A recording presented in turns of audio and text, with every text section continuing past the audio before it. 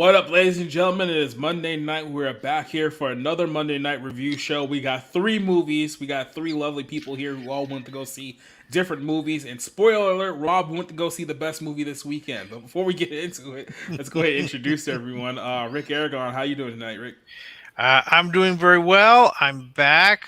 We're feeling rested. Just for people who know, real quick, I went real quick to Denver. Saw Rocky's game. Saw a Rocky game with Christian Toto. And I'm thrilled that he still tolerates me after spending 2.5 hours with me. So there's that. It certainly was not easy. That's what I heard him say. So. And then also joining us is our good buddy Rob Motto, soon to be ex Washingtonian. I don't know what the correct term is there for you, but how's it going, Rob? Yeah, there's actually a horror movie called The Washingtonians, so that's how I know what it is. Yeah, it's awful, but you should check it out. Yeah, no, I'm probably moving back to Pennsylvania, where my parents are, until I can find a job in a place and kind of get my life going again. But yep, looks that way. That's probably for the best. Like I said, Washington has completely fallen off. I think I showed you that video earlier this weekend about the shooting from the argument that happened in Seattle. And it's like, yeah, this isn't in Seattle. I remember 15 years ago. It's probably time to go. Nope. I had to come to that sad realization myself a few years back when I was in San Diego. And I think what broke me was I went to Horton Plaza Mall. And Spencer knows about this because he was in the area. But I went to Horton Plaza Mall right at the time before the whole thing closed down. And when I went there and checked it out, I was like, wow, this is not at all the malls that I used to know back in like the 90s and like the 2000s. This is like 90% of it was like completely abandoned. It wasn't even like, it was all boarded up. It was a mess. Like it was all a complete mess. And that's when I realized, like, yeah, everything that I once loved about the city is pretty much gone now. So yeah, it sucks when you realize that, but hey, you got to do what you got to do sometimes. So Yep. Got a lot of people in the chat with us here tonight. We got people here on our YouTube side. We got Rocky the Black Dragon. Apparently, he's ready to get some things off his chest and cut loose tonight. I don't know why. It's a movie review stream. We'll talk about that later. Spencer's lurking in the chat with us here tonight. Duke is listening to us right now. It says that this is what it's like to know that's dead. Open up your eyes and see the world is red. So who's your captain now? I call it lack. I don't even know what song it is, but it sounds kind of catchy. So at least remember the way that I sung it. Yeah, Rocky's here. Everybody, Rico is here joining us in chat as well. And then, like I said, we got people on both Twitch and on Rumble as we're live on both platforms tonight. So before we get into the actual movie discussion, I want to talk about a thread that that I saw on social media this weekend. It might be the greatest Twitter thread of all time. And I'm pretty sure you guys have both seen it too. It was the Twitter thread asking the simple question, what was the moment that the Fast and Furious franchise abandoned reality? He's trying to think of the exact moment. And it's literally just people posting the absolute dumbest moments of the Fast and Furious franchise over the course of this is like 22 years now. This thing's been going on. The first movie came out in 2001, and we're still going. And then Vin Diesel makes the announcement, oh, by the way, there's going to be two more after the one that comes out this week. It's like, I mean, at this point, I don't even know if I should be frustrated or I should just laugh at this point. Because it's like, this is arguably the dumbest cinematic movie franchise of all time. Yeah, every time they announce a new one, I'm just like, sure, why not? I mean, there's nothing more that we can say about this franchise at this point. I mean, you can't call it stupid. You can't call it dumb. Everyone knows by now. It's not a surprise to everyone. Everyone's just going along with the ride. So it's like, okay, sure, fine, whatever. But I'll start off with Rick. What was the Fast and Furious moment in the entire 10 movie history of this franchise that just broke you as a human being? Well, what ultimately broke me, and I say this as someone who unironically loves almost every Fast and Furious movie, even Tokyo Drift. I'm one of the few defenders of Tokyo Drift. But what broke me was when they literally went out into outer space. And what was it, a Fiero or Yeah. you A know, Pinto. It might as well have been a Pinto. I was thinking the exact same thing. It might as well have been a Pinto. And my aunt actually had a Pinto, and it never exploded on her. So that's a plus. I Don't just get thought, rear-ended. I thought, I never happened. I just thought to myself, this is too stupid. I look, everything about Fast and Furious has been pretty outrageous and over the top. Like when was it Vin Diesel flies and catches one over a bridge, when the cars crash from one floor to the other in was it Abu Dhabi or Riyadh or wherever it was. I didn't like. I don't know if I can count Hobbs and Shaw when Idris Elba was literally a cyborg that they were fighting. Yeah, but that's kind of a spin-off, so I wasn't too harsh on that. But when they were in outer space, I heard that they were going to go into outer space, and I thought, okay, what they're going to do is just going to skim the top of the atmosphere, and that was it. I did not expect them to literally go to outer space. And I just kept wondering, wouldn't the car have been crushed by the pressure in space? How do they breathe? I mean, they wouldn't have any oxygen. How do you steer a car in outer space and get it to crash into the satellite? The audience was laughing throughout all of this. And I said, "Look, I've gone through a lot of stupidity through this, and that's part of the fun. You just never take any of this seriously." But that was a moment when I said, "You know what? This is just too dumb. This is too dumb, even for me to embrace, because I have embraced all of it. I have the box set right here of like the seven. I think I got eight. Correct me if I'm wrong. When they sent Ludacris and Tyrese into space, did they use the accelerator on the car to go up into space? Did that actually happen, or am I just imagining that? I think what happened is it rode like the space shuttle. You know, when the space shuttle is brought from one location to another and it's placed on the top of a plane. I think that's what happened. And then the rockets just burst out from it, and and then just rode into space. I think, in fairness, they did have suits. They did have space suits, but I still thought, how are you going to get the car and be able to drive a vehicle into the satellite, which is what they did. They literally drove it into the satellite, and then they got out of the vehicle. How do you get out? If the door opens, wouldn't they just fly out into outer space? Because there's nothing's going to hold them there. There were just so many questions, and it doesn't matter how strong you protect the car. I really do think that the pressure of space would crush it immediately, because there's a lot of pressure out in space. All of these questions just kept rolling through my Put it to you mind. this way: we've seen things be shoot up into space that is built way better than a Ford Pinto that is blown up in spectacular fashion than this car did. It's like, but then again, you have to think to yourself, it's like we've jumped the shark so many times before that moment. Like that wasn't even like the moment that broke like reality. Like, Rob, I know you have to think of at least a couple moments that you saw, and I was like, what the hell is going on here? I mean, I have not seen a Fast and Furious movie since Tokyo Drift. Mm-hmm. And I watched the first two like a lot on like reruns on TV on cable Yeah. when they were playing. So that's that. I'll just be honest. I have seen the first two multiple times. And whatever, they were kind of over the top racing movies for the most part, with some like criminal element associated to them. When like Bret Easton Ellis reviewed, like, I don't remember what it was, Fast 6 maybe, he was just like, oh, okay, they're abandoning any sensible connection to reality. And I was just like, okay, like whatever. And then I would hear, as each release would come, how more ridiculous and how more disconnected from reality, up to this space movie. So I can't believe, I thought, you telling me there's two more plus after Fast 10? This one that comes out this week, Yeah. and then they're going to do two more after this one. That's a nightmare. So I can't. Okay, and I cried laughing watching the trailer where Vin Diesel, he's cars flying and he's taking down two helicopters. I was crying with laughter in the theater because it was so fucking ridiculous. And so it's like, I'm gonna lose it at some point in this movie. If I had seen any of these Fast and Furious movies in the theater, there would be me throwing my popcorn up and leaving the fuck in the theater, just because that's it. I'm done. I can't do this anymore. Listen, I watched the first 3 James Bond movies now. Okay. They are ridiculous fantasies, but at least there's some charm to them. Okay.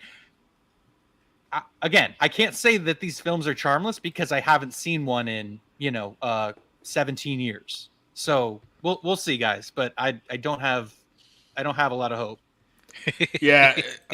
So there's so many ridiculous moments, but I'm just gonna go over some of the highlights of this franchise that made people go, "What the hell are we actually doing here?" So there was one of the Fast and Furious, but like I said, I don't know which movie these were because there's so many at this point. So I'm just gonna name them off. You have the one where they were dragging the safe through the street. I think that may have been like the fourth or fifth one, if I'm not the fifth one, where they're literally dragging a safe through. What was it, Puerto Rico or the Dominican Republic or one of those Well, two I think it countries? might have been Rio, but that actually I think is the best one. Fast Five, actually, that's the one I kind of enjoyed the most. Yeah. So then you had like the other ones where they're dropping cars out of out of helicopters and without parachutes and stuff like that. It's just very very dumb. But then you started getting like utterly ridiculous. Like there was the one movie where Dom is on a car, Dom being Vin Diesel, and he's trying to save Letty who's flying in midair. So he crashes his car, jumps in midair, grabs Letty in midair, collides. They land on the roof of like another car without a scratch on either one of them, even though they both would have been dead 7 times over just by that one stunt. But hey, we're not here to talk about reality, so just throw that out the window. Then of course, like I said, sending them to space was absolutely stupid. Who knows that was a dumb idea? You had the one time that they jumped a car from one building in Dubai to another one, which was dumb in retrospective as well. You had The Rock. You had The Rock jumping out of a building, landing on a car, and only ended up with like a cast on his arm, which he then busted open by flexing his arm very hard because his muscles and all that good stuff. So that happened. You had Han, the Asian dude, die in after Tokyo Drift, and then they retold the story by saying, "Well, that was actually a body double that was in the car that died." So he never actually died. He's just still around now. Are you So serious? yes, They did that? yes. I'm not making. I'm gonna be straight with you. I'm not making any of this shit up. I'm not lying about a single thing that I'm I mentioning. saw a clip. So I saw a clip with The Rock get out of the car at Yeah. high speed and go like on ice, and he was Mhm. just like touching down like it was fine, like he had ice Yeah. skates on or something. Oh, there was also if you count the Hobbs and Shaw movie, there was the scene where I guess there was like two helicopters that was like pulling like a tow truck, and one of the chains snapped, and then Rock grabs the chain with like his bare hand. He's literally pulling like the weight of like a helicopter because we're superheroes now or whatever. You have the other ridiculous scene. I just blanked on it. What happened? Right as you said that. Um, Oh, that was a really dumb one. I completely forgot. Oh, there was the one where Letty is where Letty and Dom. I think that was the last one actually, where they had to tie the wheel around the rope and swing it from the bridge from like one side to another. Then it smashed against the rock, rolled over like 15 times. And they were both perfectly fine. Like there was no scratch on either one of them. Like even Dom's bright white shirt was just as clean as it always had been. Then there was the time where Dom used the Force, I guess, to figure out what happened to Letty when she supposedly died in was it the Dominican, only to find out that she wasn't dead, that somehow she just got amnesia, didn't know who anyone was, and they had to like recon all that crap too. So then what was there was the magnet plane where they literally scooped up a plane out of midair because the helicopter had a magnet on it. So there was that. Well, I mean, there was that. I think they showed that one where Dom literally broke a building Hmm. and it just collapsed on them. Oh yeah. And what was another one? Well, I mentioned the one Oh, where here's a good one. You remember the one? I think it was like Fast Seven when they were all in Russia, and then Dom was about to die from the explosion, and they all drove their cars in front of the explosion to save Dom's life because somehow fire doesn't go underneath cars, and Dom was completely fine. well that was the one where they were chasing a submarine, right? Yeah, that's the one that Rob was talking about when Yeah. The Rock literally took his hand and like threw a torpedo at another car. Look, I've always said the Hmm. Fast and Furious films were about cool cars, hot chicks, and wild action. There was no point to them other than mindless entertainment, and completely mindless is the right term. But I forgave a lot. I forgave a lot. But I mean, you had people coming back from the dead. You mean you had Han and Letty both coming back from the dead. You and somebody pointed out. I don't know how this franchise went from going from street racers to having them be international spies who apparently can outlive anything. But that thing into outer space, I think they teased it and they said, how can we go over the top? Like, Yeah. I mean, what is the most outrageous, outlandish thing that they could Rigo do? brings up another moment. I think it was Fast Six when they were on the runway for like the last 30 minutes of the movie, and they it just kept going on. Like the plane never went anywhere. It didn't stop. They just kept flying over and over and over again. Because that works too. But again, Oh, don't forget the one where they hacked all the cars in the city and then turned into like a car tsunami that was taking over the entire time. Remember that one as well?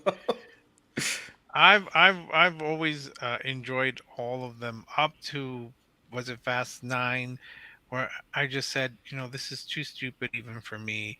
I forgave a lot, but well, I'm not sure if I'm looking forward to Fast 10.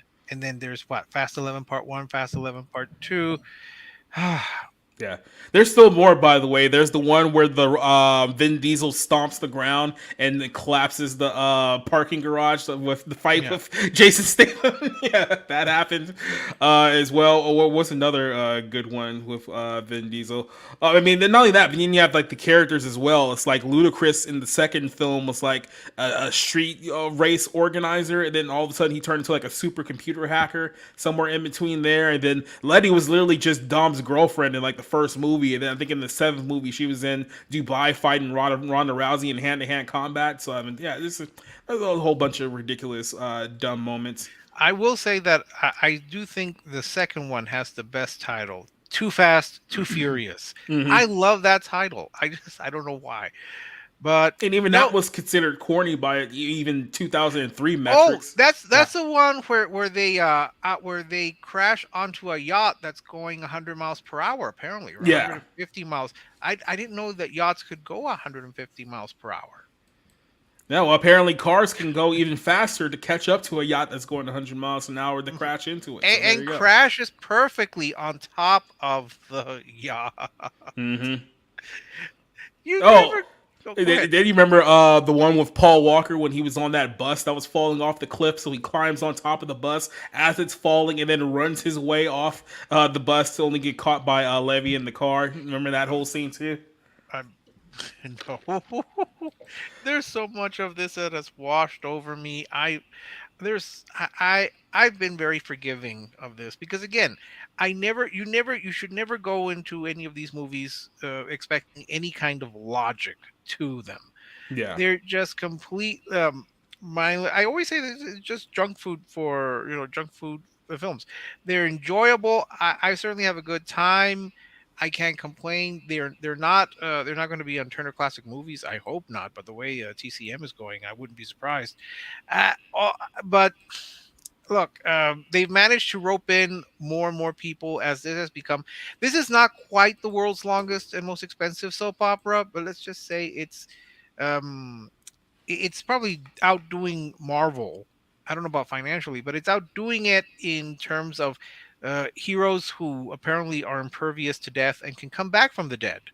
Because we had two characters at least come back from the dead. Uh, the problem was that they were stuck. Remember in Tokyo Drift, they were trying to break away from both Paul Walker and Vin Diesel because neither of them really wanted to come back. Was it Vin Diesel didn't come back for the second one, and then Paul Walker didn't come back for the third one, and Vin Diesel's there only in a cameo at the very end. So they tried to spin it off, no pun intended, into something else.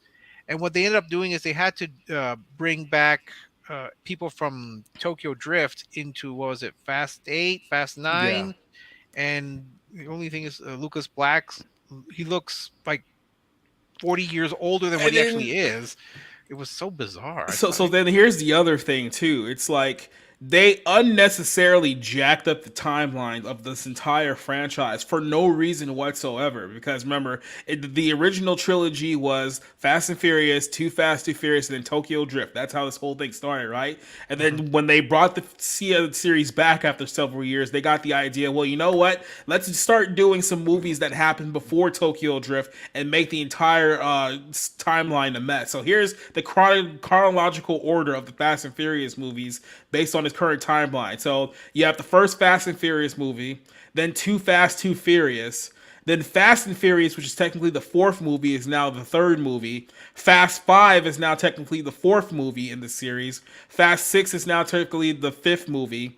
Tokyo Drift, which was the third movie, is now technically the sixth movie. Now you have Furious 7. You have The Fate of the Furious, which is 8. Hobbs and Shaw, which is 9. F9, which is the last one that came out. And then Fast and Furious 10 is now the 11th movie in the series in chronological order, with 2 more still to come. So they had joked about going into outer space, and when they actually made it into outer space, I think somebody joked that the only thing left is literal time travel. And at this point, we might as well just have them go back in time and meet their former selves, except for Paul Walker, whom sadly we cannot meet again. But remember when they were supposed to end this thing when he died? Mm-hmm. Remember he died, and it was like, you know what? We'll do one more. It'll be the big goodbye, and then we won't worry about doing these again. Then they've made 4 more since then. Yes. Well, the last one, the one that they were supposed to end the whole series on. I mean, they even had that sad song. What was it? "See You Again." Yeah, and the whole ending sequence of, oh yeah, we'll never see Paul Walker again. So this is finally the end, and now here we are, 4 movies later. And then you have to top it off with the fact that allegedly, was it Vin Diesel and the Dwayne "The Rock" Johnson can't stand each other. They're both divas, so they can't make films together. They have to be in separate scenes. Well, the rumor is that he's gonna appear at the end of this coming film, and then they'll try to find some kind of way to have him be in the next 2 movies, even though him and Vin Diesel still hate each other. So I don't know how that's gonna work out, but yeah, they'll probably shoehorn The Rock back into the whole thing. They might as well just spin off Rita Moreno and Helen Mirren into their own franchise and get them to have that drag race. That's how they're going to top it. They're going to have a drag race between a 91-year-old and an 80-something-year-old woman. Enrico here brings up a great point. Remember when bringing in Jason Statham to this franchise was supposed to reinvigorate the whole thing? What has he done since that one movie? What has he done? They brought in Charlize Theron. Why is she even in the film at this point? It's like she's supposed to be the pseudo villain, but it's like she doesn't actually do anything. Yeah, Cypher. It's like they keep bringing her back. Why? John Cena got added in to be Vin Diesel's brother, who after 22 years we've never heard her mentioned once in the entire franchise. Even Dom's own sister had no idea who this person was, but somehow Michelle Rodriguez did. I mean, it's just. And now we're gonna bring in Jason Momoa and Brie Larson this time, so we're kicking it back up. It's like, guys, stop. Hey, you're bringing in Rita Moreno, and if that's not going to draw in audiences, nothing will. and look, they're gonna bring back Gal Gadot at one point, because Gal Gadot, I think, died in the 6th movie. But hell, everyone else who's died in this franchise, they brought back, except for the people who actually died in real life. So why not bring her back? You just spoiled it for me. And you did. I mean, like I said, you had to bring back Lucas Black, because you needed to remember Tokyo Drift. People always want to exclude Tokyo Drift because it doesn't have any of the main You know what's funny? I think with the last film, I think they literally went to, okay, what has everyone been mocking about this franchise for the last 20 years? It's like, oh, you guys brought back everyone except for Bow Wow. So it's like, okay, let's bring back Bow Wow now. It's like, well, the only thing you haven't done now is to send people into space. Okay, let's put Ludacris in the car and send him out into space. So at this point, I'm fully expecting a Fast and Furious Transformers matchup in some year. I mean, you're trying to tell me that you can't see Vin Diesel and Optimus Prime teaming up in a movie after everything that we've gone through at this point? Well, weren't they supposed to have like a 21 Jump Street Transformers crossover or something like that? It was supposed to be 21 Jump Street and Men in Black, and then that fell apart. Yeah, that was a great idea to begin with. Yes, people were really clamoring for that one. Can we, just a little sidebar here? Can we admit that there's only been one decent Men in Black movie that's ever existed? The second one was awful. I don't know who tries to defend the second movie, and then whatever the hell that one was Tessa Thompson. It's like, get out of here! Stop. Well, that's Men in Black International, right? Yeah, Men in Black. Can we stop making Tessa Thompson a thing? Can we just stop doing that entirely? I mean, although I'd have to see the second one again. I don't remember it. I like the first one primarily because when it won makeup, it Yeah, it prevented Trashtanic from being the all-time Oscar winner because it blocked it. probably It for the blocked it from best. winning. Yes, yes. Trashtanic's a terrible movie. I don't care what anyone says. I'd sooner watch Fast 99 than watch Titanic again. Well, look, I'll just go ahead and say this. Next Monday we'll review Fast 10. I think it's Fast 10, right? Yes, Fast X. Fast X. Fast X. Okay, so we'll review Fast X. It's 2 hours and 20 minutes, so just be prepared for that. And just be prepared to watch some of the dumbest shit that you've ever seen in your entire life. Even after everything we just said in the last 20 minutes, they'll probably find some way to top themselves at this point. Like that's the only draw of this movie at this point. How much more ridiculous can this possibly get? I'm going to go on the record to say if we have that Rita Moreno Helen Mirren drag race, I'm giving it an A. I'm giving it a 5 out of 5 because that's what I want to see. I want to see these two respected grand dames of cinema drag race each other. Like I want to see Brie Larson actually turn into Captain Marvel in the movie, and then we find out that this was all in the Marvel Cinematic Universe the whole time. This is actually just a prequel to the Marvels, which comes out a few months after this. That's what I want to. No. What all of this is a creation of Wanda. Scarlet Witch created this entire universe to entertain her imaginary children. I just want I want when the final movie finally does come out. I mean, the final movie. I want the twist to be that Dom died in a car wreck in the very first movie, and then all these movies have just been hallucinations in his subconscious. That's what I want this film to turn out to be after. You want to be like Dallas. You want to be like Dallas. It was all a dream. Or Lost. It was like, no, they died when they made P crash, and all of this has been complete nonsense. So yeah, that's what I want. Well, I know that Rob is eager for the Criterion version of the entire Fast and Furious franchise. I mean, seriously, like if you went back and watched the very first Fast and Furious movie and then watched the last Fast and Furious movie, you would have absolutely no idea how we possibly could have got from point A to point B. There's just no fuss way to explain it. I think there is kind of a way because they're all criminals. Mr. Nobody, that's Kurt Russell, decided, well, we'll let you off the hook if you become spies because that's the most logical thing in the world. This whole thing started as the FBI trying to infiltrate like a local street racing gang, and then all of a sudden they're in Russia trying to stop a nuke. Like, what do we do? How do we get here? That's going to require a marathon of movies. It's like when you read a book at school and then like you leave off at like chapter 2, and then when you get back the next day they're on chapter 26 and you don't know what the hell happened in between those chapters. It's like and the worst part is if I'm tempted to do a retrospective because I've actually liked all the Fast and Furious movies except for 9. I just wonder, should I do it in chronological order or in order of the film's release? Because it doesn't make any sense either way. Not that a lot of these films made any sense to begin with. I think it's pretty clear that they haven't made any sense up to this point. Oh well, we'll see. And I'm gonna look at the schedule to see where I can get the Fast 10.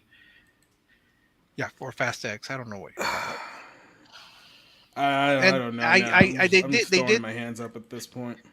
I have to admit, they did send me the screener for I think Fast 8 or Fast 9. They sent me a screener for one of those, hoping that I would nominate it for Best Picture, and it's like, yeah, that's not happening. No, I did not. I didn't even nominate it for Best Original Song. A lot of people did expect that "See You Again" to get nominated, and it was not. That was a surprise. But I'm not sure which version they would want, the just instrumental Charlie Puth version or the one that has kind of the rap overlay on it. Well, speaking of just absolutely overused, overrated people who just won't die, let's go ahead and start with your movie, Rick. The book club in the chapter. I feel like we just watched this movie a few months ago. It was called 80 for Brady, and now there's another one of these movies that comes out a few months later. So I'm gonna shoot this one over to you as someone who's seen both movies. Are these actually two different movies, or are these basically just the exact same movie, cost set in a different setting now? Because I don't like the only thing that I've heard about this movie is that we're following the new journey of four best friends as they take their book club to Italy for a fun girls trip that they never had. And it was like, well, the last one was girls trip going to the Super Bowl in Houston because Tom Brady is great or something like that. So how is this film fundamentally different than the last movie we watched? One is set in Houston, one is set in Italy.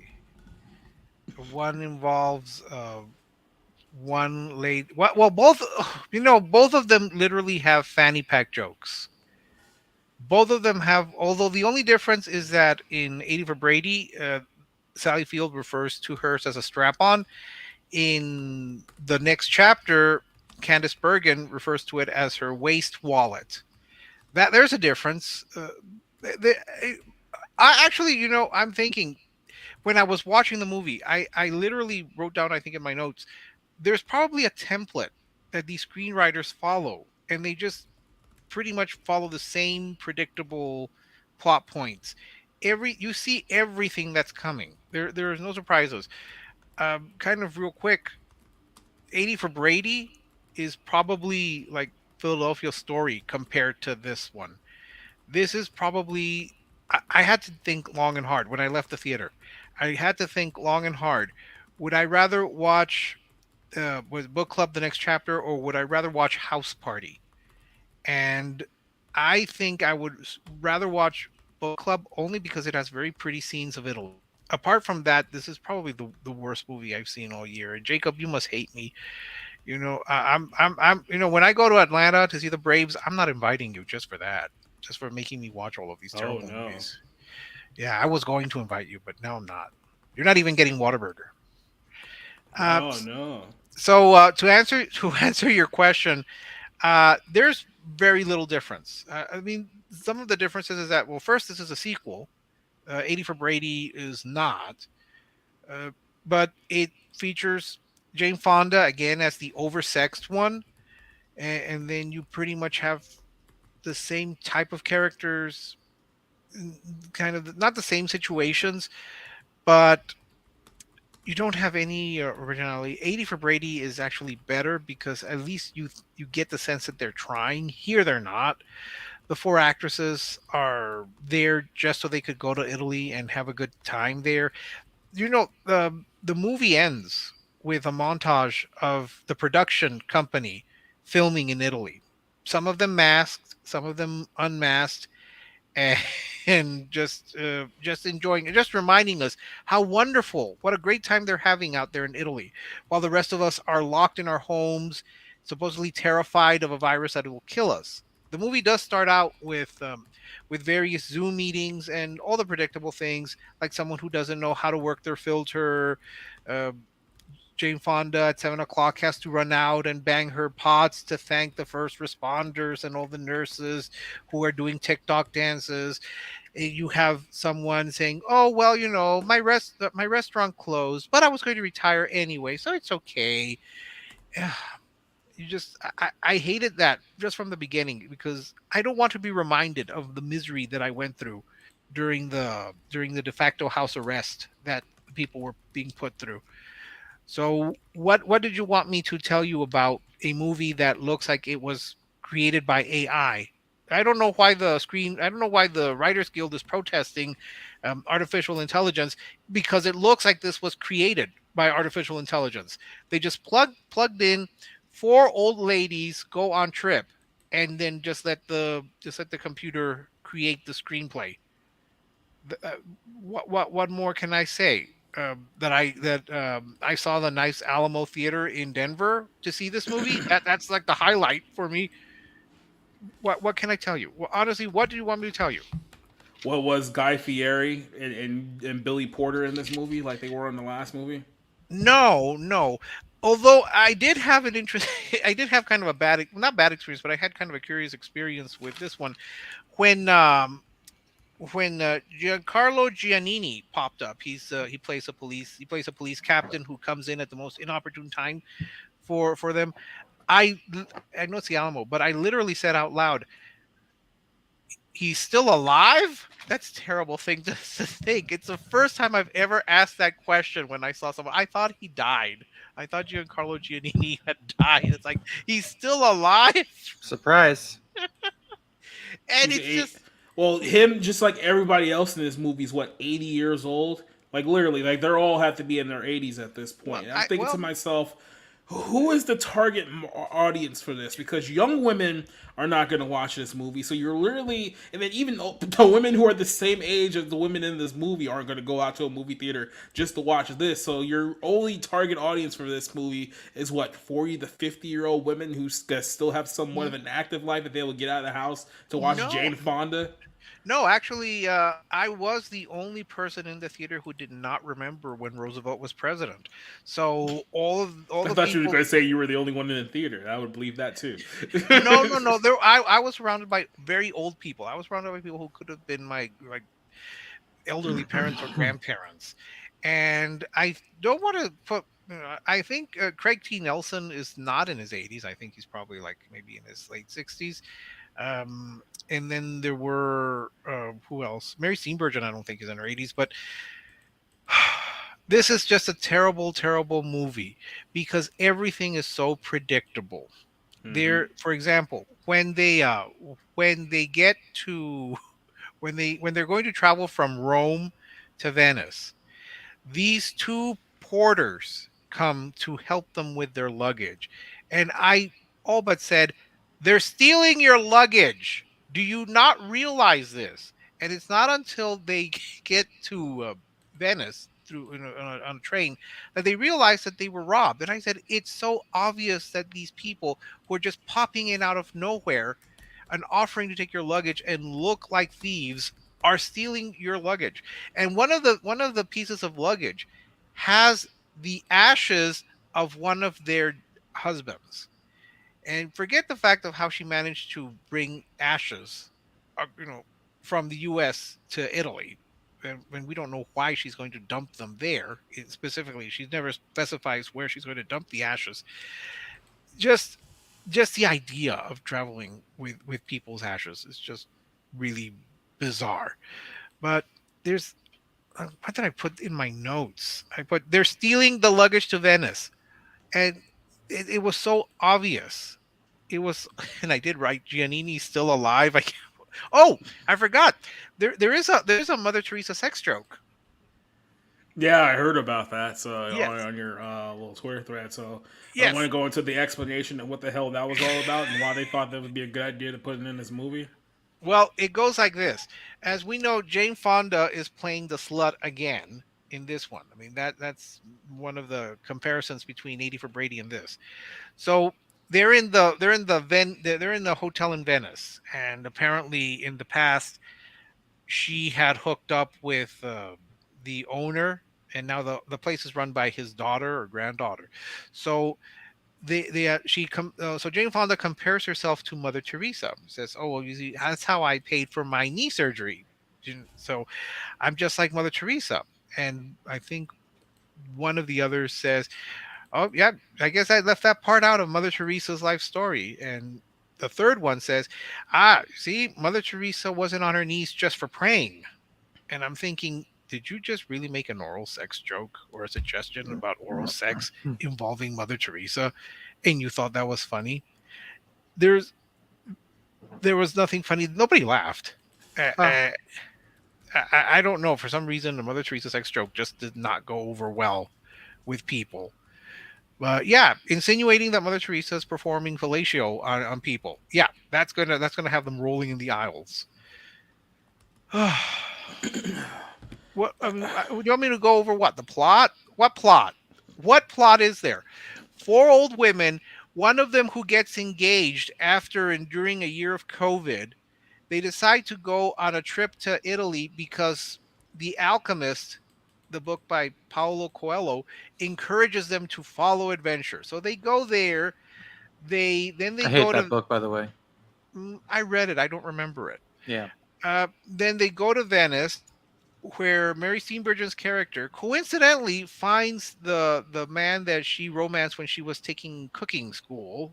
Of course, we wonder if she's going to have an affair with him because she left her husband, who she is overprotective with. He had a heart attack, and so she's monitoring him and preventing him from having any fun and any bacon. So we're wondering if she's going to be stooping. Candice Bergen ends up stooping some guy that she meets at a bar, and their boat flows onto the canal, and that's where Giancarlo Giannini pops up again.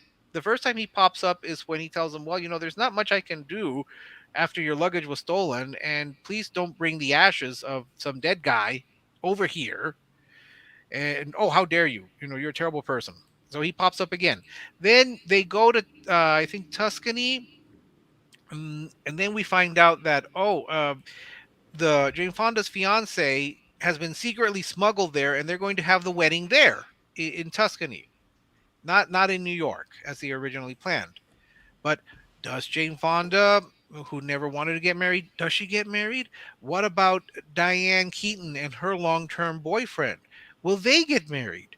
The mysteries will be solved by the end of this film. And yeah, that's pretty much the whole plot. All these old ladies, I guess, enjoying some sort of hijinks, making very bad jokes. And let me tell you, there's not one performance in this movie. All of them act the same. It does not matter what the situation is. They have no emotional reaction, and no, that's not something about if they've had Botox and can't literally express any emotion in their Because faces. they're You all know, 70. They're all. Rick, Go ahead. Diane Keaton was in Something's Gotta Give, which came out literally 20 years ago. She was old then, and she was fucking around with Jack Nicholson in one of his last viable performances. But it's just like, these were old people 20 years ago. Stop it. Just stop it. Yeah, well, when I think about 80 for Brady, at least that one made an effort. These ladies were at least trying desperately to sell this. Here, they're not. They're not bothering. They make really bad jokes, and they speak their lines in a very rote, almost bored manner. It's like, look, we're just taking the money. We're enjoying the great sights of Italy. We get to roam around the countryside and maybe enjoy some vino. But yeah, there's no point. Honestly, I think that somebody made a comment about Olive Garden. I think Olive Garden is more Italian than anything that goes up around here. There's really no point for this. Uh, Oh yes, they were making these terrible puns, like with Gianni. Gianni's the guy, the Italian cooking guy that Mm. Mary Steenburgen does not hook up with. It's suggested that they're going to, because at one point the van is a rocking, but we find out that that van is rocking because they're kneading the bread inside the van. They're like literally kneading it, and so one of them says that yeah, he got his dough rubbed, and then yeah, they had a happy ending, and these are the kind of puns that they're making. It was just Get it? Because 80-year-old women are still horny. Get it? yeah, yeah. Eh, So what do you give this, huh? Like a one. Sorry, Well, before we move on to that part, I just wanted to also remind you that Jane Fonda does have another film coming out later this year. It's called Ruby Gillian, Teenage Kraken, which is an animated movie about a teenage Kraken girl and her grandmother and a bunch of mermaids and all that nonsense. It comes out this summer. I, Summer movie for the whole family, guys. So I thought you yeah. said she was a crackhead. No, no, that too, but so. I wish you could have. Look, at one point they have. I tried to write down some of the bad dialogue. Like, one of them asked Jane Fonda, uh, you know, when she announces that she's going to get married, they ask her, "Do you have a date?" And she replies, "I think I'll go with Arthur." And I was wondering, is she senile or crazy? Because that I know. I mean, they're trying to make a pun here. There's, yeah. wow, What would I give this? I would give this like a maybe a 0 out of wow. 5. There is no point to this movie. To be fair, I never saw the first one. For some reason, book club, I don't think I was a target audience for it. So I skipped it. Oh my gosh. Yeah, I forgot this line. Somebody says, there's so many things I want to put in your mouth. I think Gianni says that to the, oh, well, I don't care. At this point, they all blend together. Yeah, like I was telling Jacob, I don't know if you heard Rob. I really am deciding between this and House Party as like which one would I think would be worse. And this one at least has beautiful Italian countrysides that I could admire. So let me ask you this: is this one officially worse than 80 for Brady? Listen, 80 for Brady, like I said, is the Philadelphia story compared to this. 80 for Brady, I felt that at least they were trying to sell the premise. Here they're not. Everyone says their lines in exactly the same emotionless way.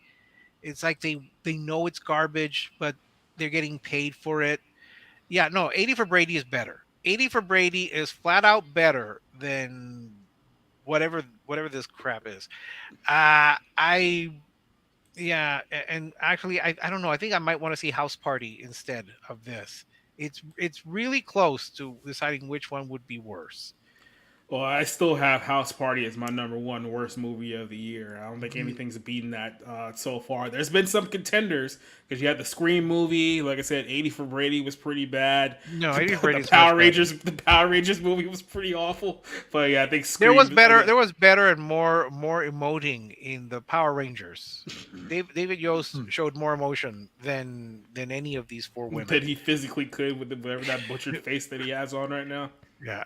But no, this is literally I put down in my notes that there has to be a template that screenwriters follow and just put in all the situations in a predictable order. This is just Well, this is why that. AI is going to start making movies now for the next 10 This years. was So made by an AI. The people who made this movie, they made the first one, I believe.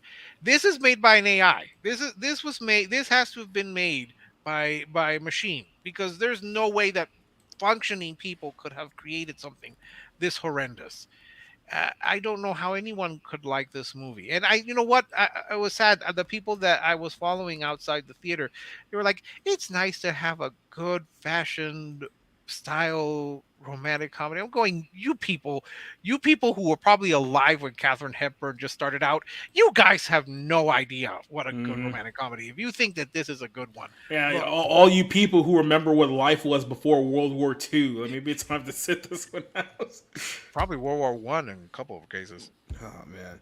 So is a very firm 0 out of 5 for you? Is that a firm It's number? a firm 0 out of 5, and it might just be my worst. 80 for I would sooner watch 80 for Brady on repeat than Hey, watch that movie had Guy Fieri, so and it had Ron Gronkowski's erotica, so there had that too. oh boy. Well, your movie sucked. Yes, Thanks for taking the bullet to watch that film. I I can't hate say you, that Jacob. my movie is much better because I saw a little film called Hypnotic. Now, you all know who Ben Affleck is. I'm pretty sure most of you guys know who Robert Rodriguez is.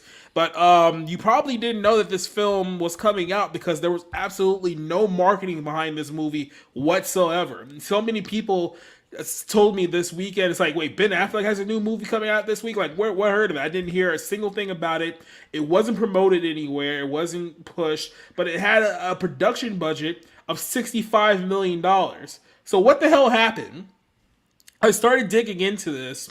Apparently, this is a film that is distributed by Ketchup Entertainment, which is a production company which doesn't even have a Wikipedia page to figure out who's even in charge here. I don't know if this is like a Universal thing, Sony. Like, I don't know who has their fingerprints on here, but you have like 4 or 5 production companies that are all attached to this one inside of LA. I think you have like maybe like one UK company somewhere around there. So there's a lot of shady production companies that are involved in this thing. We don't know who the distributor is. So it's like when people were saying, "Oh, Ben Affleck's movie bombed," it's like, yeah, because nobody knew it existed.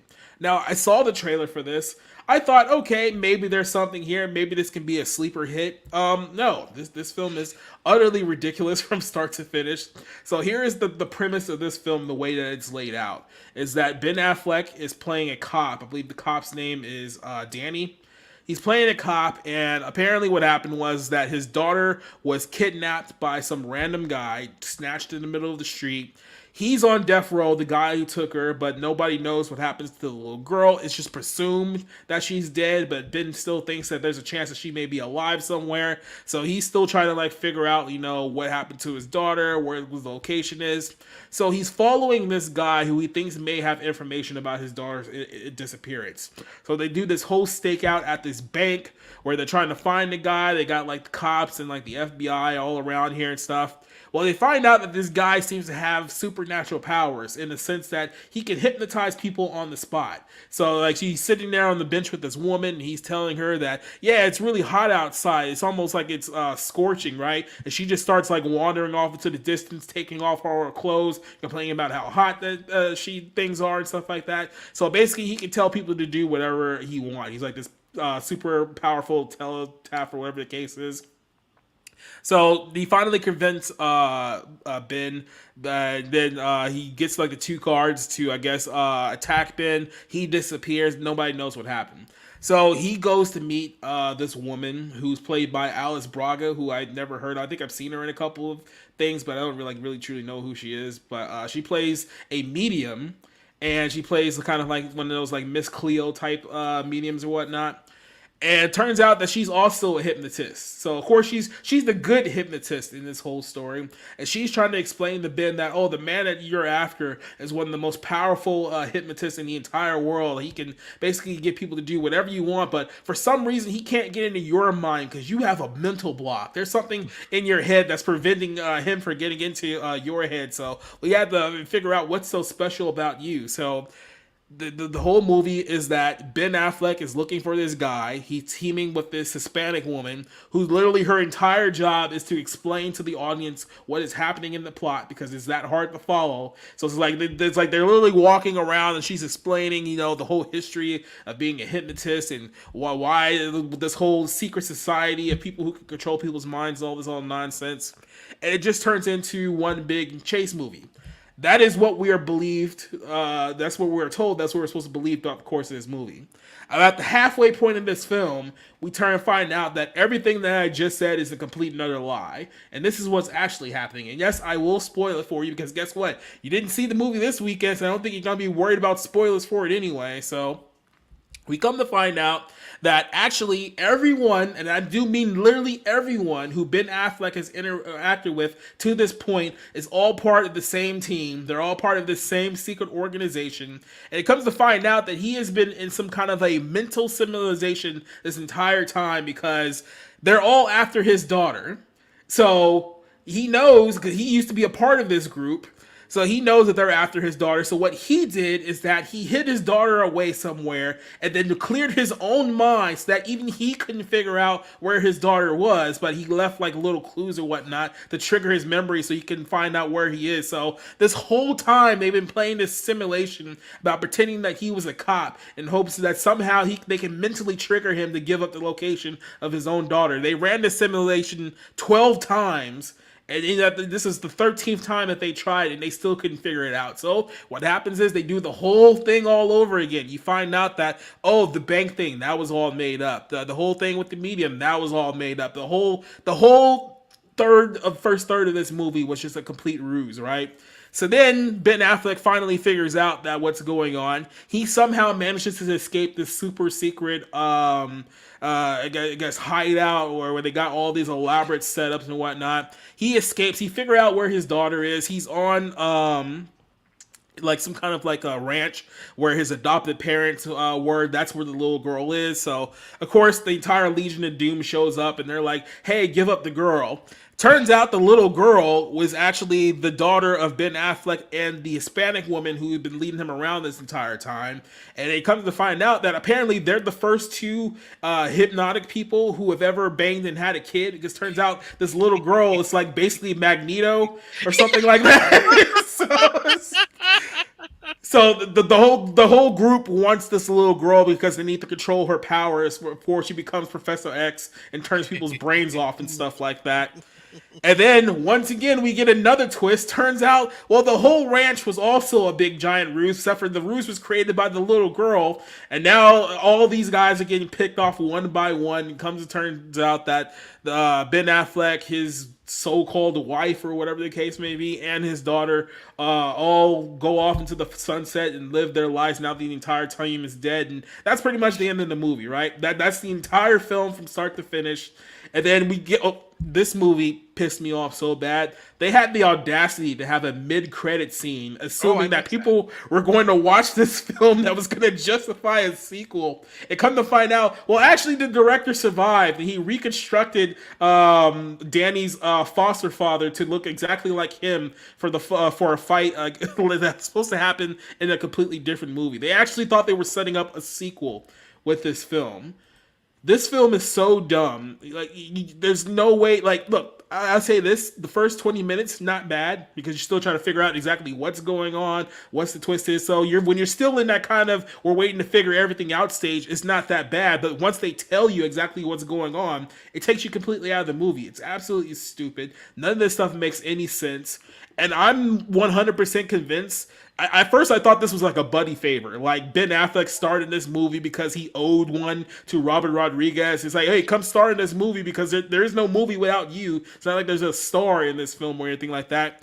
I'm 100% convinced this is a complete money laundering operation at this point because there's absolutely no reason that this film should cost $65 million unless you paid Ben Affleck $60 million. There's nothing in this film that's warrants that kind of paycheck. You didn't market this movie at all. Nobody knew this movie existed. There was like virtually no commercials on television or on the internet. Nobody knew anything about this film. It only made $2 million, and it's just it's absolutely one of the dumbest films of all time. The biggest mystery about this film is who the hell is Ketchup Entertainment, because they're the ones who distributed this film. Yet no one's ever heard of them ever. How did Ketchup Entertainment do a $65 million Ben Affleck movie, and this is what we got? So yeah, I'm gonna go ahead. I'll be a little bit generous to this one. I'm giving it a 1 out of 5, just a 1, nothing else. But it was very close to a 0. But I'm gonna give it an absolute 1.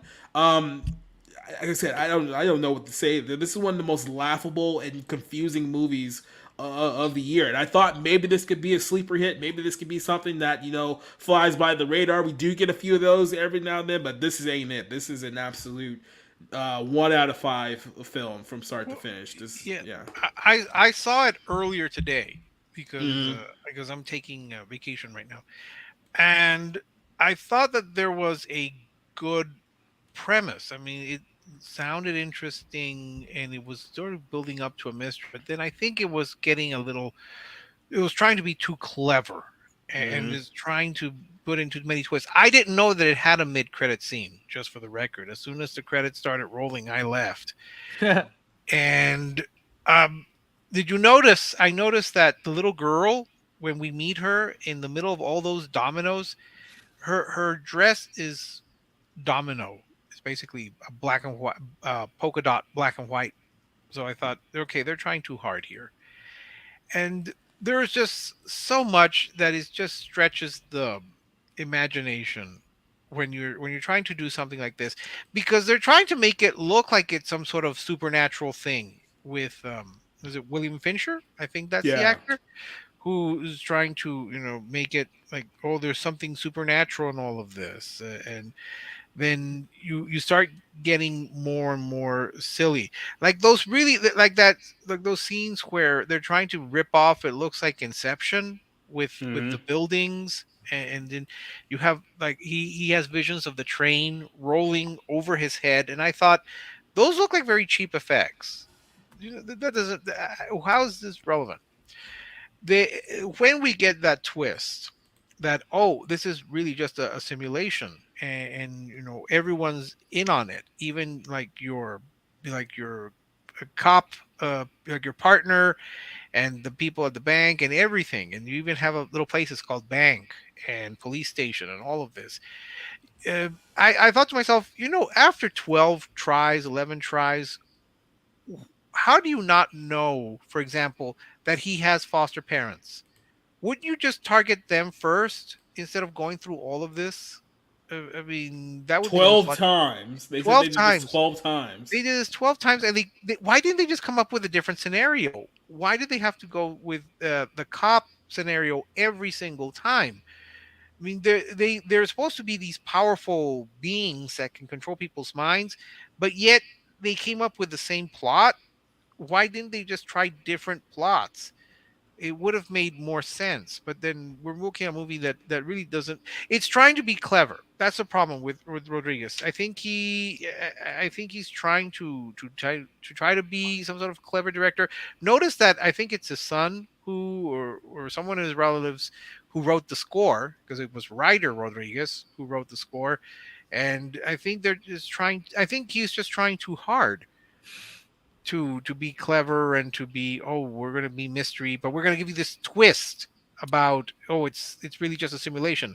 Oh, we're going to give you this twist that the psychic or the medium or whatever you that's she's really in disguise. She's like Mystique, because she's going to, that's actually the wife that you think left you.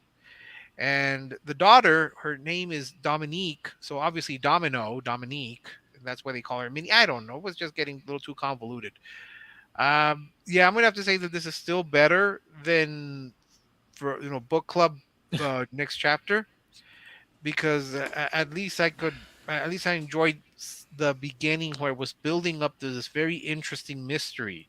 Because there's a certain point where the David Fincher character, who's supposed to be the mastermind and able to control all your thoughts, he jumps off a building and then he disappears. There's Yeah. that the mystery, like, oh, what happened? Now we're getting into supernatural. But once they go and that biker is protecting the hypnotist, and then the partner is about to have his hand, he's about to rip his own hand off to go after him.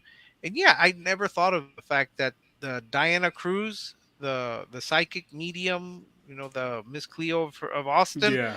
she's there to explain everything to you. That's her whole point. I did not think about that, but it's yeah, it's just, come on. She's the project, because remember they're talking about Project Domino. She that the daughter is the project. So were they trying to breed these people into being like super, like, to breed a super be? I don't know. That's what I was trying to figure out. It's like, okay, why is this girl that special? Because they're both psychics and they had a kid who's somehow, when you put two psychics together, you get like super children or something like that. I'm like, you two are like the first ones that had ever begged, and they figured out, oh yeah, we have a super baby here and we need to like, wait, what? When the simulation twist happened, that's probably when I would have walked out of the theater, because Mhm. I'd be like, all right, that's it. Yeah, but then mean, you would have had a second simulation, Yeah, because there was actually two simulations in this yeah, movie. and Because at there. one point, like, the guy's literally screaming. He's like, "No, no, this is real. We're still in another simulation." It's like, okay, what was it like? Was it worth staying for? Like, you can't get that time back. So I'm just okay. yeah, I No, mean, you did this much. I tend to stay until the very end. Yeah. I've only ended one movie before it finished. That was Freddy Got Fingered. Uh, Why? That's a fucking classic. That's a great movie. oh yeah, but yeah, no, it's not. It's hilarious. It is a You okay, I'm not cannot. going to sit here and say it's Yeah. a great movie. Yeah, I will say, if you have not seen the Red Letter Media episode on Freddy Got Fingered, I think it's worth watching, because they kind of point out that his whole thing was to make a movie kind of about nothing, and like marvel at the fact that they gave him $1 million, like he gets in the movie. And so I just, it's at least a good piece of entertainment. no, it's not. I will not say it's a good movie, but it makes me It- laugh my ass off, and I do watch it occasionally. Yeah, that's me with Elvira, Mistress of the Dark. So there you go. Okay. But I would still say that Hypnotic is actually better than the book club thing, because at least the first part, I would say the first third, had a good mystery that it was building itself up to. Although Ben Affleck, Was there a reason that he had kind of a growly voice? It doesn't sound like the normal Ben Affleck voice that I'm familiar with.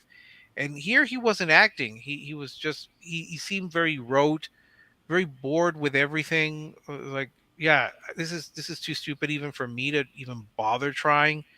And the Hispanic lady, I don't know who's she again? I think she was overcompensating, trying to sell it. Is it what the grandmother or No, no, the the Alice actress. chick? Oh, No, no, Alice. the psychic, Yeah, yeah, Diane. The Alex Braga is her name. Yeah, yeah, Alex her. Braga. Yeah, yeah. So I think she was overcompensating for Affleck's lack of emotion. Though I'll be fair, I've never considered Ben Affleck an actor. I think he's a great director. His brother Casey is a better actor than Ben Affleck. So here, this is just one of his worst performances out of a litany of bad performances. I think William Fincher at least tried to be an interesting villain, but Hey, it hey, didn't Rick, quite. Yes, is that okay? Is that the same guy that was in The Dark Knight and Heat? William Fick? Because I've always pronounced his name William Fickner, because that's how it's spelled, Fichtner. So I just was curious about that. Is that who you're oh, talking about? I think so. I might be Yeah, mispronouncing his Fickner name. is the Yeah, Okay, way I Fickner. always. Okay, Yeah. I sorry. I don't probably mean to be mispronounced anally it. retentive. It's just one No, of no, those no, no, things. no, no, no, no, Yeah. no, no, no, no. No, no, no. My mistake on that. But yeah, well, I don't know if it's a Marvel movie. I don't know if it wants to be a Marvel movie. It does have those elements. It wants to be something closer to like an Inception, or so I think some people were comparing, trying to be Matrix like, but it's not there. There's nothing there. Once we get that big twist that, oh, he's also the reason he's blocked is because he's a hypnotist as well, and he and this other woman have created the super hypnotist. Then that's when it just kind of completely flies off the rails. I did wonder, why do they have to wear little red coats? Because I mean, they all had red jackets. Is that like, is there any reason for that? I don't know. They don't know. Just some kind of style nonsense they were doing. Yeah, and they're landing their helicopters on the ranch where the foster parents are. And all I kept thinking of, if these guys have known about him all this time and know everything about Danny Rourke, why did they not bother looking up his foster parents and think, hey, maybe he's sent them there to protect? But apparently they're not real either. It's like, again, this movie's trying to be too clever with its premise. If it It's trying ground to be clever while it's not clever at all. exactly, but it's still better than the book club thing, because at least the first third was interesting until we got to the, oh well, no, he forgot his own ideas, and he's putting these little clues to remind himself. It's like, no, no, I checked out at that point, and just kind of watched it to see where it would end up going. But I did not realize that there was a mid-credit scene, because, like I said, as soon as the credits rolled, I said, that's it, I'm out. No point for me to stay. Yeah, this one had the audacity to think that it was going to be popular enough for a sequel. Like I said, this is probably the best example of money laundering in Hollywood I could possibly think of. There's absolutely no excuse for a $65 million budget from a production company that no one has ever heard of ever. Well, bless Robert Rodriguez. He keeps trying to. I don't know what he's trying to do. I mean, ever since, what is it, From Dusk Till Dawn? Has he done anything that people like? Not Spy Kids. I mean, Sin City. I mean, that's literally the movie that got me into film noir. So I'll always love that movie, even if when I watch it you can see the cracks. Mm-hmm. I mean, Desperado. A lot of people like Once Upon a Time in Mexico. He to me, when he is doing that sort of like B movie, like crime action movie, he can be a very effective director. It's just he doesn't seem to be very interested since like Spy Kids, and I'm like, what the fuck is wrong with you, dude? You're one of the few capable directors who does this kind of stuff, and you want to make shit for your kids. Good job. Well, I think it's not just that make them for his children. I think his children gave him the ideas. Was it Shark Boy and Lava Girl? I get them mixed up. Spy Kids. Didn't he do the Adventures of Shark Boy and Lava Girl as well? You might be right. I don't know, but Yeah. I think he's capable. That's why I was excited when I heard that, there's a Ben Affleck heist movie with Robert Rodriguez directing. I was like, okay, I'm excited because some of the projects Affleck has done the last couple of years as an actor. And look, I don't think Ben Affleck's a good actor necessarily, but there are performances of his that I've liked. And I do, when I see him in movies, I genuinely like seeing him, oddly. So, but like, I think probably his best performance is maybe The Town, maybe Argo.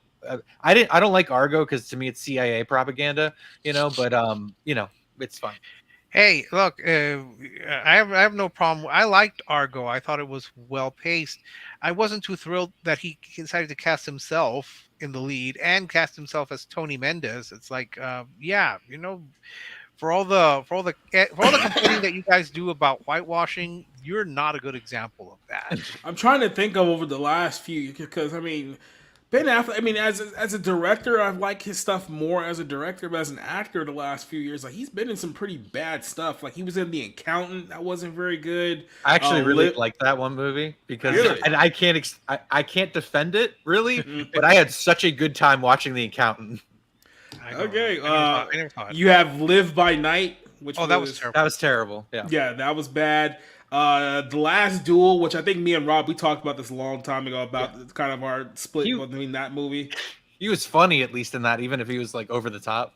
Yeah. I didn't like that, and I didn't know why people thought it was great. Deep Water, which is the movie that came out last year with Anna de Armas, where he's just a cuck who's let other people sleep with his wife and then he kills them afterwards, which is that whole thing, which is odd to me. And then this movie, and then if you count Air, those are the only like big movies I can think of him in. Oh yeah, I forgot about Air. But Yeah. a movie that I actually did like, but he wasn't a big part of it. So Right. He was Phil Knight. I mean, there's a few jokes kind of at his expense being sort of lacking self-awareness. Like, I think I'm important. That sort of line. That got a few chuckles in the theater, but yeah, that's not much. No. But no, I think he's a much better director than actor, except for Live by Night, which he also directed. That was his first really bad directing. But we're all allowed at least one error. So yeah. Well, I've said this too. Like, the thing with directing is that you only have to be great once. I honestly believe that. So. Mm-hmm. Well, our final movie of the night is the one that Rob watched, and it was a movie called Fool's Paradise, which is Charlie Day. If you know him from Always Sunny in Philadelphia, this is his directorial debut. Once again, another movie that really didn't get much play, at least marketing wise, because I only heard probably even less people knew about this one than they knew about the Ben Affleck movie. So you had a couple of movies that really flew under the radar, but this was Charlie Day's big jump into the directing chair. It was kind of an interesting idea. I did see this movie, but I want you to take the lead on this one. Explain to people exactly the setup of this movie here. Yeah, so Charlie Day directs this as well as stars in it. He plays two different characters. So his one character is the main character throughout, and then you also Ken Jeong plays. I don't know quite what to say if he's supporting or if he's like a co-main character, because the movie starts with him. He's a failed PR manager who has to bribe his way onto studio lots just to sort of get opportunities with actors. He's like stationing himself near the craft services table, and just a very pathetic sort of character. And then you have Charlie Day's character, who is how would I put this? He is a mental patient with the mind of a 5-year-old who doesn't talk. So due to budget cuts, he is kicked out of the mental institution. And he's just a poor person now. He's a homeless on the street. And because he has the mind of a 5-year-old, he's very open to suggestion. He's kind of just looking, if at anything, for a friend. And basically, and this is kind of convoluted, but Charlie Day's other character is a sort of stuck-up method actor who is sort of refusing to do his lines with, and arguing with the producer. So the producer spots Charlie Day's, mental institution character, and he brings him on set as a stand-in. And even though he doesn't talk, he sort of impresses all of the insipid Hollywood personalities that think him staring straight at the camera is brilliant. is this like, breakthrough acting technique. He gains fame for being in this Billy the Kid movie after the guy he's replacing hangs himself in a sort of method, this like terrible method performance. So we're sort of dealing with a like satirical like Hollywood comedy, with dark humor and whatever. There's a large cast of It's Always Sunny, like his It's Always Sunny friends, I guess. So you have Glenn Howerton in there, you have his wife who plays the waitress, you have Yeah.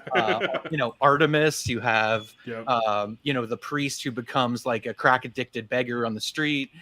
Jimmy Simpson, plays like a late night TV host. So it's basically a very simple and familiar story. This sort of whatever idiot savant, except this guy's just an idiot, and everybody's too self-involved to notice. But his rise to fame, and then because of the crowd he's in, because of how they're a degenerate lot, he has a fall because of some scandals.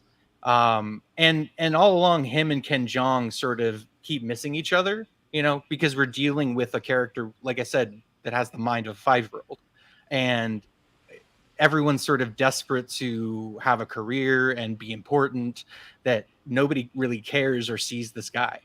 The movie kind of ends in this like search for friendship. It's very humanist, but the movie itself is sort of loud and obnoxious. There are funny parts. Jason Sudeikis is very funny in it, as a very conceited, self-involved director.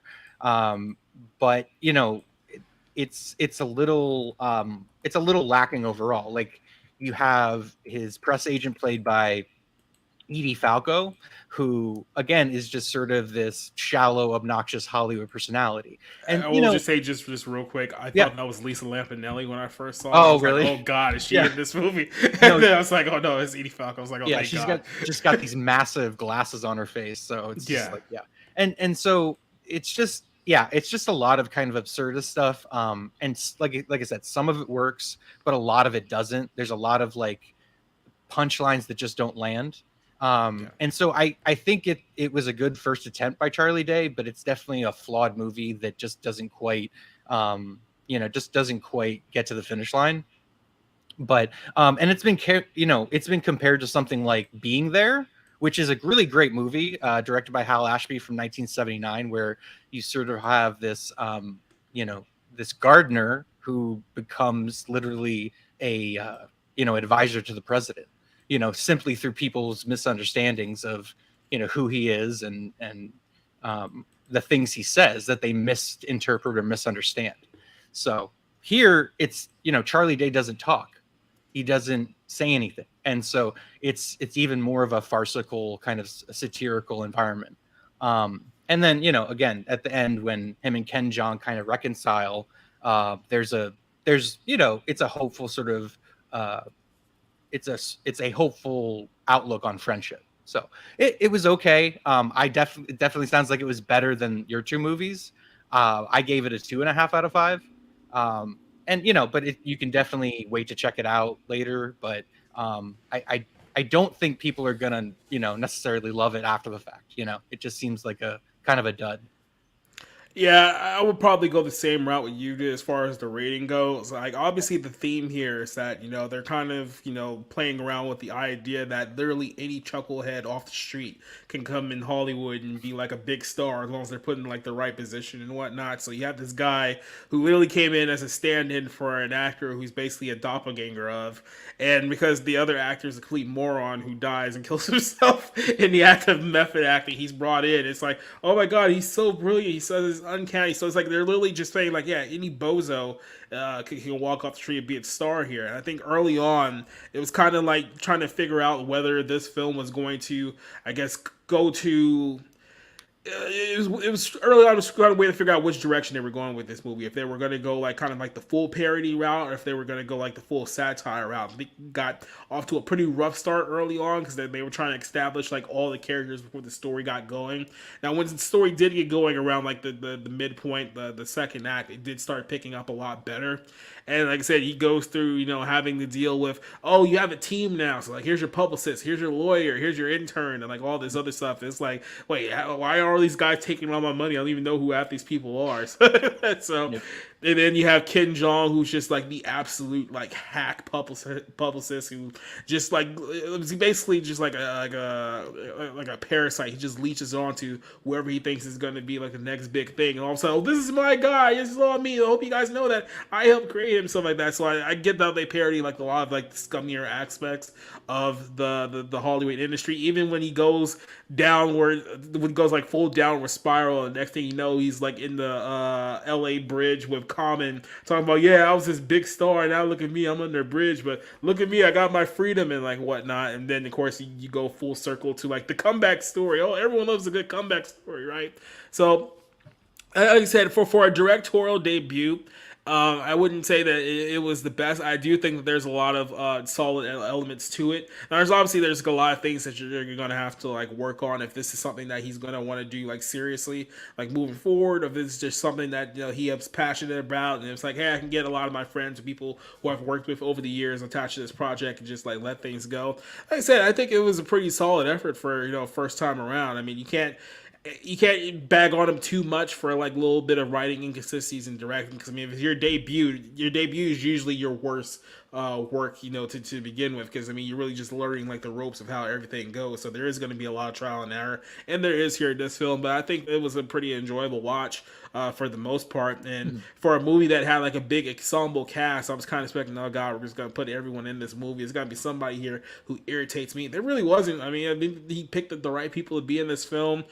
Kate Beckinsale, who basically plays like the self-absorbed Hollywood actress who only cares about her accessories and the kids that she adopted from different countries and stuff like that. I thought she was well. You had Adrian Brody playing the over method actor who was like, hey, get ready, man, I'm really gonna come at you with this next scene, and it's like just play this overacted douchebag like actor and stuff like that. So like I said, I think there was a lot that worked for it, and by everything I saw this weekend, this is by far the best movie you'll see this weekend. Like I said, there's some good, there's some bad, but overall I thought it was pretty solid. I'll give it, like say, about 2.5 out of 5, somewhere right in the middle. I mean, I wouldn't recommend going to race out in theaters to go watch it, but I mean, it's definitely something you guys can watch down the line. You probably won't find too much wrong with it. So, yeah, I think we're kind of on the same line as far as that one goes. If you have anything else that you wanted to bring up about that film. No, I mean, look, everybody is so up their own ass and that's the joke. It's very much an apparent joke, and so that's fun. I think the movie does rightly show how Hollywood also chews people up and spits them out. How it's just like it uses you for what it thinks it can get out of you, and if once it's done, or you're you've gone through too many scandals, or they don't care about you, as much as they shower you with attention when they're trying to get something out of you, and at the end, friendship is hard to find. So, I thought it was a nice place. Again, it doesn't necessarily resonate that much because, again, we're dealing with basically a very simple person, in Charlie Day's character. The one scene that I did actually like that was pretty clever was the one where, like, during his downward spiral, I think it was Ken Jeong had signed him up to do like the porno scene with I think her name is like Alana Umbridge, who's like the comedic actress you see in like a whole bunch of like TV stuff, and it's like they're doing like the shooting like the porno. It's like, oh no, that was a terrible idea. I just made everything worse. It's like every career will never recover. And it reminds me of, there was this soap actress, and I can't remember her name, but she was on like shows like Passions. So if you remember like Passions back in the day, you probably had seen her. But she was the one who was kind of like, I'm gonna say like decent career, but I mean, she was on TV for a while. Then all of a sudden, out of nowhere, she just started like, okay, I'm gonna just start doing softcore porn movies now, which turned into a couple of hardcore porn movies. And then when that whole thing ended, she tried to like go back to like her old Hollywood agency, be like, okay, I'm back to do regular movies now, and it's like, no. No. It's like no, that's not how this works. So Yeah. she found out the hard way that yeah, you don't just go back into the industry after falling and then doing porn and think you can just work your way back up. That's not how it works in Hollywood. At least not behind closed doors. But yeah, it sounds similar there. But yeah, like I said, there's a lot of things about the film that I did enjoy there. Like I said, for all the movies that we watched this weekend, I think that one was the best one. So Charlie Day, good job, good solid first effort there. So we'll see what comes next after that. And Well- I mean, it was cool to see him reunite with his Horrible Bosses co-stars because Jason Bateman's in it, Yeah. and Jason Sudeikis is in it. Well, I haven't seen the movie, but for some reason I was reminded a bit of was it Bowfinger with Eddie Murphy because is it something similar where they take a doppelganger of a star and they try to shape him into taking his place. Mhm. I mean I don't in fairness I haven't seen it, but it reminds me of that. And as for being there, I did see that, and yes, he was very childlike, also the way you're describing him. But he was able to function a little better because he was able to speak. There's a difference. And yeah, of course, there's a it's a very similar kind of like sex scene. Yeah. You Oh know, my! where, Oh, where in okay. being there, it's just like she's trying, like kind of falls all over him, and he doesn't really know what to do. Well, he likes to watch. I mean, he's very clear Yeah. about that. Yeah. So it's to the sign of the obscurity of this film. I thought it was not playing in El Paso. I did manage to actually find one theater that is showing it. So I don't know if I'll get a chance to see it this week, but yeah, I can't say that it's something that would appeal to me. But So also there is so in limited release this past weekend, BlackBerry was out, which apparently is about the phone. The releasing the phone as a product, and but it looks very odd. Like I don't know if it's a comedy, I don't know if it's a drama, but Glenn Howerton is in a bald cap, and I really want to see it. So. But speaking of It's Always Sunny, people, it's interesting to see him having competing movies in a weekend. But Yeah. I will say this too. I'm gonna wonder if you feel the same way I do. Maybe I'm just off base here, but I see Kate Beckinsale in this movie, and I think about something that Roy said on Daywave like a while back ago. It's like Kate Beckinsale is still hot, especially since she's like 50 years old now. But it's like now that I know that she banged Pete Davidson, it's just like it just kind of kills it for me now. It's like you understand that like these women like sleep with guys like all the time. That's not really the problem. It's just like when you sleep with that one guy that just really irks you. It's like, oh god, you slept with him, and it just like kills like the whole like fantasy for me. Is that just me, or is that? you know what I do? I like to live in denial, and I like to say that hey, all the women that Pete Davidson's been with is bullshit. It's all PR. So I'm just gonna go with that and keep thinking Margaret Qualley's hot. So Yeah, we're just gonna keep lying to ourselves like we usually. I was surprised. When I was in Denver. I watched some of Brooklyn Nine-Nine, which has my own doppelganger, and I was surprised that Pete Davidson was in that show or on that show like a guest spot where he's like a teenager. I'm thinking, how long has he been around, and why is he still around? Oh yeah, they also confirmed that they did in fact sneak him into the Guardians of the Galaxy movie by having him as one of the extras in the ending scene. And that third act scene, they snuck him into the movie there too. So Which scene again? the ending scene where they're on the planet and they're trying to get people off the ship onto like the other planet. He was like one of the guards that was there. They had pretty much hit him in plain sight towards the end of the movie. So yeah. Oh, well, I don't remember. I was too busy crying over Rocket Raccoon reuniting with his little His mutated animal. otter Yeah. girlfriend.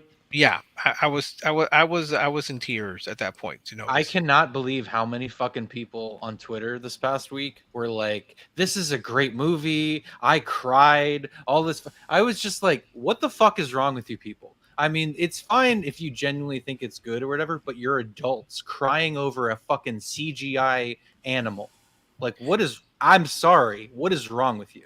These are the same people that were crying when Spider-Man disintegrated into dust and was literal dust in the wind. All right. Uh-huh. So yeah. So why are you surprised that they were crying with Because the movie wasn't fake even animals? good. At least you could argue that maybe Endgame was it Endgame?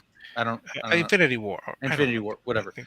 Was kind of at least a build up to something. And there had been who cares? Who gives a shit about these characters? I just it's maybe that's a bad argument, but I'm just like, oh, this is what you're investing all of your emotions into. Okay, that's fine.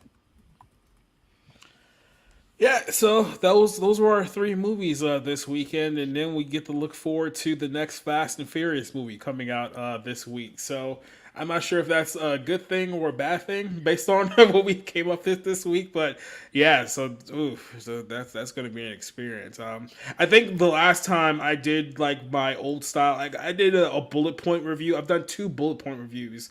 I think the entire history of no. Actually, three. I did three. I did two for the Transformers movie, and then I did another one for the last Fast and Furious movie because I was like, look, there's no point in me talking about the cinematography or the acting or anything regarding a Fast and Furious movie because we all know that none of that matters at this point. So I'm just gonna for my written review for Fast 10, I'm just gonna write down every thought that comes into my mind as I'm watching this movie. I'm just gonna throw it all up on the site. So last time I did that, I had like a 50 bullet point of everything I thought in my mind during that last film. I think I'm gonna do that again because what's the effing point if we're watching Fast and Furious? So good enjoy that movie when it comes out this week, and we'll review it next Monday night. So before we wrap things up here, I got a few things that we're gonna talk about. We got coming up this week, so I'm gonna go ahead and give the floor here to Rick to let him know what you got coming up this week. Well, hopefully I'll be able to get in more reviews about I've fallen way behind. Yeah, that's pretty much it. Just my reviews to to do, and just what, clean the house. Not much more. That's it. That's all. Well, yeah, that and my continuing efforts to try to raise money with with Oh, how's that going? um That's great. well Rob, what you got coming up? Yeah, so there's really not a whole lot I am looking forward to this year, but Mission Impossible, the next Mission Impossible movie, I think should be pretty good. I've heard good things about it. Oppenheimer, which is coming out in July, and then Martin Scorsese is, I don't know, I think it's November, maybe it's October for Killers of the Flower Moon, which I've heard really it's going to be playing at Cannes coming up, and I'm pretty excited about that one. Outside of that, I really hope there are just some like hidden gems because it's going to be pretty thin again for 2023 when it comes to movies. But I've just gotten into the first three James Bond movies, so I am continuing that series. Just follow me on my Twitter, which is on bottom of the screen.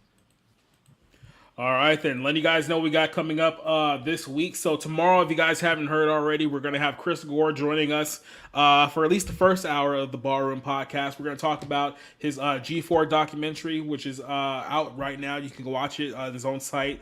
Check him out on Film Threat. We'll talk about kind of the rise and the fall, essentially, of Attack of the Show and the original G4. I don't know if we'll talk about all the Frost stuff or anything like that, but we'll have a good little chat with him tomorrow night on the show. We're also going to be talking about a couple of NBA stories I want to pick up. One was the whole thing of Djokovic, who pretty much got robbed of his third straight MVP because he's white, and people made a big deal about a white guy getting 3 straight MVPs. Well, now he's in the Western Conference Finals, and the MVP that everyone bitched to give him the title to is Bounce in the second round. We'll talk about the John Morant, Jay Morant, Dre Morant, I should say, issue with him and the gun, and now he's possibly going to be suspended for a long portion of the season because he can't stop doing Tupac videos on Instagram Live. We'll talk about that. And then we'll talk about the whole thing with Jamie Foxx, because now, after everyone thought Jamie Foxx has been dying for the last week, not only is he alive now, he's been out of the hospital for 4 weeks, and now he just announced he's going to be doing a new show with his daughter. So what the hell was the entire point of the last 2 months? We'll talk about that tomorrow as well, and a few other things. Wednesday, I'm back on the the Black Pill stream with Bounding in the Comics. So we'll do that one on Wednesday night. And then Friday, we're doing movie night. We're watching the Richard Pryor movie, Brewster's Million. So we'll watch that on Friday night on Twitch and on Rumble. So that's everything that we got coming up. For everyone who joined us, I know Spencer is on Comic Division's stream right now, so he's probably watching us later on. Rocky the Black Dragon, who joined us here tonight. Duke Dukem, who was with us. Rico, who was with us here for most of the night. Everyone joined us on Rumble. Everyone who joined us on Twitter. Thank you for joining us for another Monday night. We will see you tomorrow night for the Barroom Podcast with Chris Gore. Until then, adios. We're going to go ahead and hit this one out and get out of here. Good night. See you tomorrow.